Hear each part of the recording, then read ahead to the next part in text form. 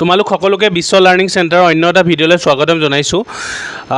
আজি আমি HS first year economics part B statistics পাৰ্টখনৰ চেণ্ট্ৰেল অফ মেজৰ টেণ্ডেঞ্চি মানে কেন্দ্ৰীয় প্ৰবৃত্তিৰ মাপ এই চেপ্টাৰটোৰ আমি কেলকুলেট মিডিয়ান মানে মধ্যমা কেনেকৈ ওলোৱাওঁ আমি সেইটো আলোচনা কৰিম। প্ৰিভিয়াছ ভিডিঅ'ত আমি কেনেকৈ মাধ্য উলিয়াইছিলোঁ বা মিন কেনেকৈ উলিয়াইছোঁ সেইটো আলোচনা কৰিছোঁ। আজিৰ ভিডিঅ'ত আমি মধ্যমা আলোচনা কৰিম। চ' আমি কুৱেশ্যন কেনেকুৱা প্ৰকাৰ আহিব, আমি বৰ্ডত দেখিছোঁ যে ক্লাছ ইণ্টাৰভেল দিয়া থাকিব এনেকৈ আৰু ফ্ৰিকুৱেঞ্চি বাৰম্বাৰতে দিয়া থাকিব লাগিব। ইয়াৰ পৰা আমি মধ্যমা উলিয়াব লাগিব।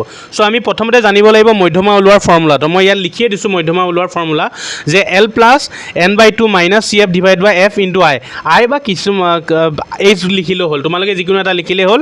আকৌ কৈ দিছোঁ মিডিয়ান ওলোৱাৰ ফৰ্মুলাটো হ'ল L plus n/2 minus CF divide by F into I বা এইচ, যিকোনো এটা লিখিলেই হ'ল। এতিয়া আমি কুৱেশ্যন এনেকৈ CI বা শ্ৰেণী অন্তৰাল দিয়া থাকিব, F ফ্ৰিকুৱেঞ্চি দিয়া থাকিব বাৰম্বাৰতা।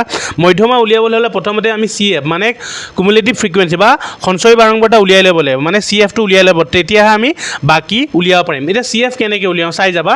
চ' CF মানে সঞ্চয় বাৰম্বাৰতা কেনেকৈ উলিয়াওঁ চাবা। প্ৰথম আমি 2টো লিখি ল'লোঁ বাৰম্বাৰতাৰ, তাৰপিছত আমি সেই বাৰম্বাৰতা ইটোৰ লগত সিটো যোগ কৰি গৈ থাকিলে আমি লাহে লাহে পাই গৈ থাকিম। চোৱা বৰ্ডত চোৱা, আমি নেক্সটত 2ৰ লগত এই 2ৰ লগত আমি 18টো যদি যোগ কৰোঁ কিমান পাম, 20 পাম। 20ৰ লগত আমি 30টো যদি যোগ কৰোঁ কিমান পাম, 50 পালোঁ। এই 50ৰ লগত 45টো যদি আমি যোগ কৰোঁ 95 পালোঁ। এই 95ৰ লগত 35টো যদি যোগ কৰোঁ 130 পালোঁ। 130ৰ লগত 20 যদি যোগ কৰোঁ আমি 150 পালোঁ। 150ৰ লগত যদি আমি 6টো যোগ কৰোঁ 156 পালোঁ। আৰু 156ৰ লগত আমি যদি 4টো যোগ কৰোঁ 160 পালোঁ। মানে কুমুলেটিভ ফ্ৰিকুৱেঞ্চি কিমান ওলাল, 160। কেনেকৈ পালোঁ, আমি প্ৰথম ফ্ৰিকুৱেঞ্চিৰ 2টো লিখি ল'ম, তাৰপিছত তলে তলে এই 2 প্লাছ কৰি গৈ থাকিম। 2ৰ লগত 18 যোগ কৰিলোঁ 20 পালোঁ। 20ৰ লগত 30 যোগ কৰিলোঁ 50 পালোঁ। 50ৰ লগত 45 যোগ কৰিলোঁ 95 পালোঁ, প্লাছ কৰিলোঁ মানে 95ৰ লগত 35 প্লাছ কৰিলোঁ 130 পালোঁ। 130ৰ লগত 20 প্লাছ কৰিলোঁ 150 পালোঁ। 150ৰ লগত 6 প্লাছ কৰিলোঁ 156 পালোঁ। আৰু 156ৰ লগত 4 প্লাছ কৰিলোঁ 160 পালোঁ। তাৰ মানে কি ছামেশ্যন F বা N ইজুকেল কিমান 160, ঠিক আছে। ইয়াত ছামেশ্যন F মানে এই গোটেই Fৰ মানে বাৰম্বাৰতাৰ যোগফল, যাক N বুলি কোৱা হয়। কিমান পালোঁ 160, আমাৰ কুমুলেটিভ ফ্ৰিকুৱেঞ্চি ওলালোঁ। এতিয়া তোমালোকৰ প্ৰথম টাৰ্গেটটো কি হ'ব জানা, এই যে ফৰ্মুলা আছিলে n/2 এইটো আমি প্ৰথম ওলাই ল'ব লাগিব। এতিয়া চোৱা n/2 হয় নহয়, এনৰ মান কিমান আছিলে চোৱা, এনৰ মান আমি পালোঁ কিমান পালোঁ 160 পালোঁনে নাই, 160 পাৰোঁ। তাক যদি আমি 2ৰে ডিভাইড কৰোঁ কিমান পাম, 80 পাম। চ' আমি এটা বুজিলোঁ যে n/2ৰ মান কিমান পালোঁ, এই যে ফৰ্মুলাত যে আছিলে n/2 এইটো n/2ৰ মান কিমান পালোঁ আমি 80 পালোঁ, ঠিক আছে। এতিয়া আমি চাব লাগিব এই 80 কুমুলেটিভ মানে CFৰ কোনটো সংখ্যাত সোমাই আছে। এই 80 নম্বৰটো 80টো CFৰ ক'ত সোমাই আছে, কোনটোত আমি চাব লাগিব। এতিয়া চোৱা তোমালোকে চাই গৈ থাকিলে ইয়াত পাবা তোমাৰ 80টো ক'ত 95ত আমাৰ আছে নাই, 80টো ক'ত সোমাই আছে 95ত সোমাই আছে, মানে 50টোত পচিবল নহয়, কাৰণ হয়নে নহয়। চ' 80টো ক'ত সোমাই থাকিব লাগিব 95ত। চ' তাৰ মানে আমাৰ মিডিয়ানটো কোনটো হ'ল 95টো আমি মিডিয়ান ধৰি ল'লোঁ। কেনেকৈ ধৰিম আমি, যিহেতু 80টো ক'ত সোমাই আছে 95। এতিয়া চাবা CF মানে কি জানা, ইয়াত যে তোমালোকে এই যে CF যে পাইছা, এতিয়া আমি পালোঁ যে 95টো মধ্যমা, কাৰণ কিহৰ কাৰণে 80টো আমাৰ 95ৰ ভিতৰত সোমাই আছে। এতিয়া এই মিডিয়ানটোৰ ওপৰৰ সঞ্চয় বাৰম্বাৰতাটোক সদায় আমি CF বুলি ধৰি ল'লোঁ।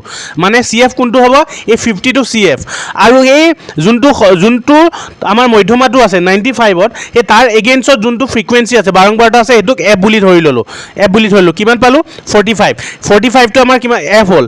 এতিয়া থাকিল আমাৰ Lটো কি, যোনটো শ্ৰেণীত আমি মধ্যমাটো পাম তাৰ এগেইনষ্টত যোনটো ক্লাছ ইণ্টাৰভেল মানে শ্ৰেণী অন্তৰাল আছে কোনমান আছে, চ' 95ৰ এগেইনষ্টত 30ৰ পৰা 40 আছে। এই ক্লাছ ইণ্টাৰভেলৰ লোৱাৰ লিমিট মানে নিম্ন সীমাটোক আমাৰ L বুলি ধৰি লওঁ। চ' নিম্ন সীমা কিমান L কিমান পালোঁ 30। আৰু I মানে কি, এই যে যোনটো সংখ্যাত মানে মিডিয়ানটো আছে তাৰ এগেইনষ্টত যোনটো ক্লাছ ইণ্টাৰভেল আছে সিহঁত দুটাৰ পাৰ্থক্য 30 আৰু 40 পৰা 30 যদি আমি দুইটাৰ ডিফাৰেঞ্চ কিমান 10, তাৰ মানে আমি কি পালোঁ, ইয়াত আমি কি পালোঁ আমি লিখি ল'ব পাৰোঁ। চোৱা CF পালোঁ আমাৰ কিমান 50 পালোঁ, তাৰপিছত আমাৰ F পালোঁ আমাৰ কিমান পালোঁ 45 পালোঁ, তাৰপিছত আমি L পালোঁ কিমান 30 পালোঁ, আৰু I বা H পালোঁ কিমান 10। এইকেইটা আমি পাই গ'লোঁ, পালোঁনে নাই। পালোঁ এতিয়া এইকেইটাকে ফৰ্মুলা ইয়াত ফৰ্মুলা লিখি দিলে আমি এনচাৰটো আমাৰ ওলাই যাব কিহৰ কাৰণে চ' প্ৰথমতে তোমালোকে n/2টো উলিয়াই ল'ব লাগিব চ' এনৰ মান আমি পালোঁ গোটেইকেইটা যোগ কৰি 160 CFটো আমি উলিয়ালোঁ তাৰপিছত সেই 160 ডিভাইড বাই 2 দি কৰোঁ আমাৰ 80 পালোঁ সেই 80টো ক'ত সোমাই আছে আমি চাব লাগিব আমাৰ কুমুলেটিভ ফ্ৰিকুৱেঞ্চি 95ত সোমাই আছে চ' আমি এইটো মিডিয়ান হিচাপে ধৰি ল'লোঁ এই যোনটো সংখ্যাত সোমাই আছে 95 এই মিডিয়ানৰ ওপৰৰ সংখ্যাটো আমি ওপৰৰ তোমাৰ সঞ্চয় বাৰম্বাৰতাৰ যোগফলটোক আমি CF বুলি ধৰি লওঁ 50 পালোঁ 50টো CF হ'ল আৰু যোনটোত মিডিয়ান সোমাই আছে 95 তাৰ এগেইনষ্টত যোনটো ফ্ৰিকুৱেঞ্চি আছে তাৰ এগেইনষ্টত কিমান আছে 45 আছে সেইটো হ'ল F বুলি ধৰি লওঁ আৰু তাৰ যোনটোত সংখ্যাত 95টো সোমাই আছে মিডিয়ান তাৰ এগেইনষ্টত যোনটো ক্লাছ ইণ্টাৰভেল আছে তাৰ লোৱাৰ লিমিটটো আমাক L বুলি ধৰি লওঁ 30 আৰু সিহঁত দুটাৰ ডিফাৰেঞ্চক আমি I বুলি ধৰি ল'লোঁ চ' মই ইয়াত লিখি ল'লোঁ চ' n/2ৰ মান 80 পালোঁ CFৰ মান 50 পালোঁ Fৰ মান 45 পালোঁ Lৰ মান 30 পালোঁ I মান 10 পালোঁ এইকেইটা আমি এতিয়া ফৰ্মুলা লিখি দিম চোৱা তোমালোকে চোৱা